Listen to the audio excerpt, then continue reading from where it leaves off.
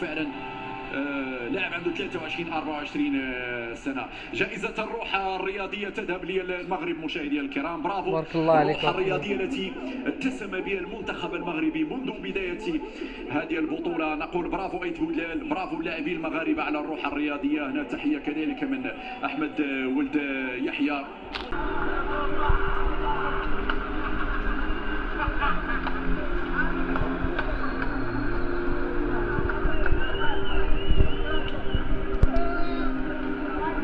إذا تسليم الميداليات لعناصر المنتخب المغربي في هذه الأثناء. السبوعة السبوعة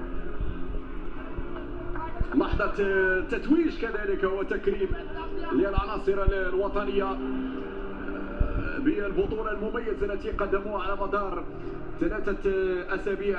شكرا لكم. كاين الرجال كاين. كذلك التشجيع من موتسيبي رئيس الاتحاد الافريقي لكرة القدم.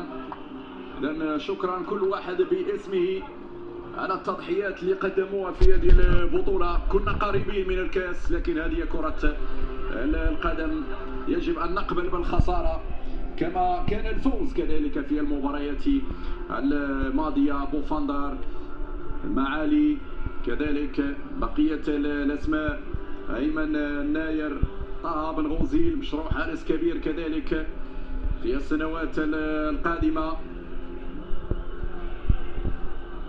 زال يتم تسليم الميداليات. الرافعي كان حاضر بالمناسبة في لقاء زامبيا الإدريسي، شلارمو كذلك، بقية العناصر الأخرى.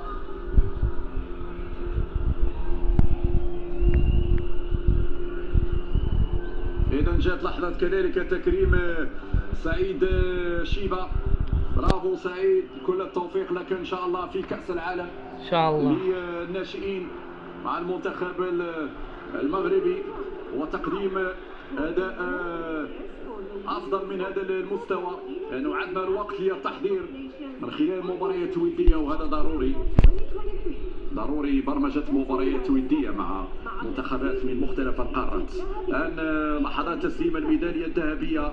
إذا جاءت اللحظة التي سيتم فيها تسليم الكأس للعميد أمارا ديوف. مبروك خوتنا السنغال، مبروك. بينو شي كريغلات مساكن وفرحانين كثر من السنغال. ابناء ام حسن، عرفتوهم؟ ابناء ام حسن مساكن بقاو فيها عقر. وحنا داكشي اللي بغينا وصلنا له، تأهلنا لكأس العالم. نتوما راكم باي باي. التتويج بالميداليات حنا كنديوهم قدام عويناتكم في وسط بلادكم. الرايه المغربيه ترفرفات عاليه في السماء في وسط بلادكم، ترفرف وانتم يا الكريغلات تفرجوا فينا. مبروك لكم اخوتي، مبروك. خاوة مع السنغال.